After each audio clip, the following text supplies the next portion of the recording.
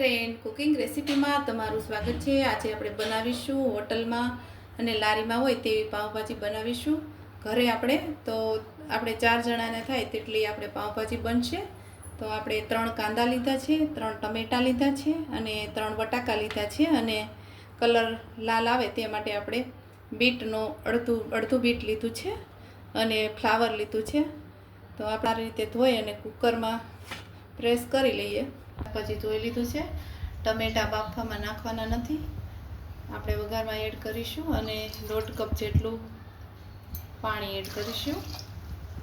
આ તેનું પરફેક્ટ માપ છે।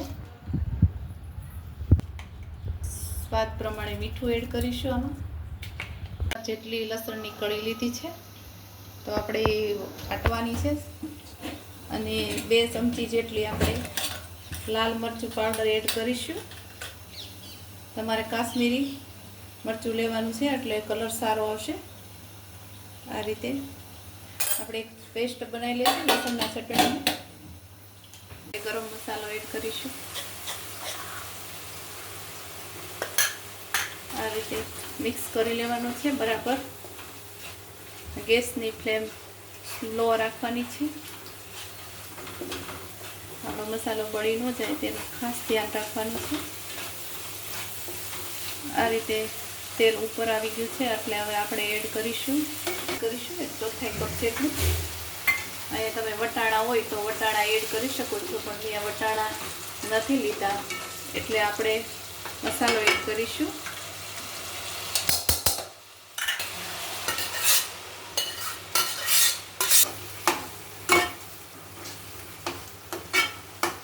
આ રીતે આપણે હલાવવાનું છે।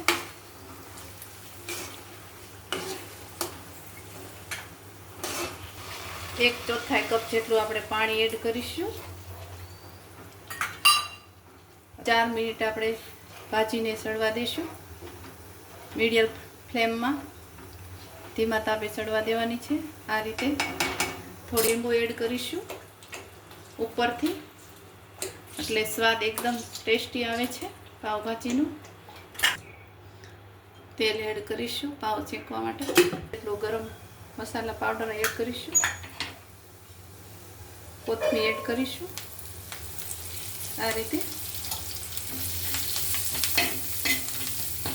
આપણે પાવ શેકી લઈશું। આ રીતે આપણો મસાલો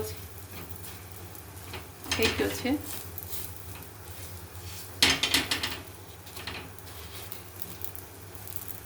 અમારી ભાજી રેડી થઈ ગઈ છે એકદમ।